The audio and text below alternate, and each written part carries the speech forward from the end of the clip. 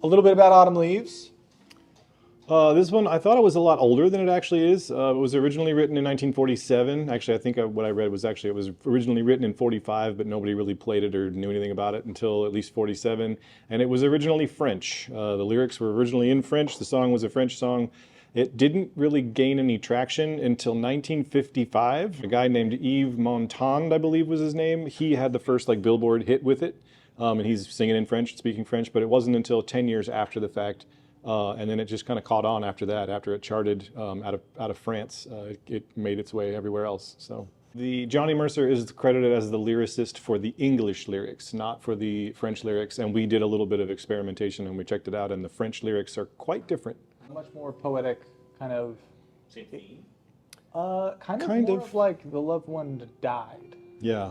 Than a breakup song. Yeah.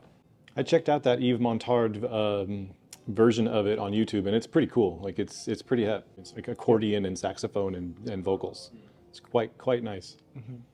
And this is a fun tune also in the quintessential truth around jazz that the tempo inflation is real. Oh yeah. It started as a ballad. Yep. It was played as a ballad for a long time, and kind of as everybody got better at it, it got faster and faster and faster and faster, and now when people call it, it's pretty up. One of the reasons we picked this tune, and one of the things that makes this tune fairly unique in the world of jazz, is that it is entirely diatonic. The melody like we got a couple of accidentals in the melody here and there, but the harmony itself, there's no chords in here that don't exist in the key of B flat or G minor, whichever you want to think about it. All of our harmonic function is about as simple as jazz gets. This has major 2-5-1s and then minor 2-5-1s. It does, yeah. That's what he's, yeah. Because if we dig into this, what's the harmonic function of the first 4 bars? What are we looking at there? If we're in the key of B flat, 2-5-1, 2-5-1-4. That's exactly right. 2-5-1-4 in that major key, in the key of B flat. And then what about the second 4 bars? Bar 5, 6, 7, 8. 2-5-1 and G minor, right? So there's relative major and minor, B flat and G minor. And so we have 2-5-1-4 in the major, 2-5 in the minor. And then you do that twice, and then what do we do on the bridge? What's the first 4 of the bridge at bar 12? 2-5 minor. 2-5 minor. And then? How about the next 4? 2-5-1-4 in B flat again. In B flat. So it's literally the same 4 bars. The same 4 bars. In the other order. Yeah.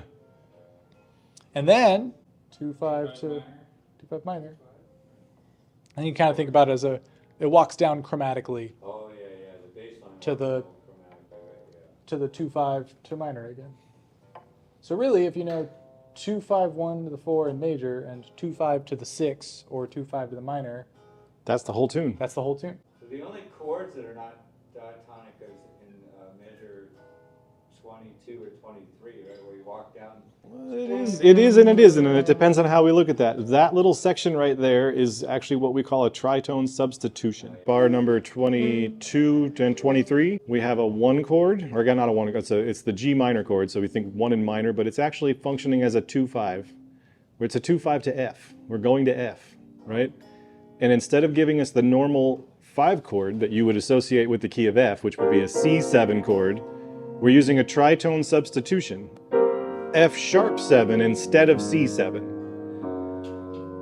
And we're doing the same thing with the next bar as well. It would normally be F minor to B flat 7, but it's not.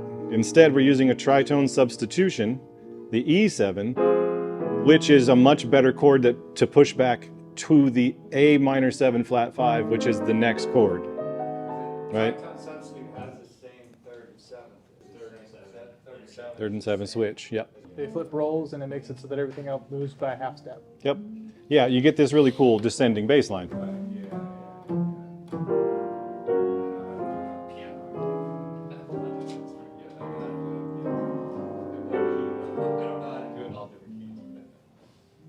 Absolutely. All right. Yeah, so that's the base of the tune.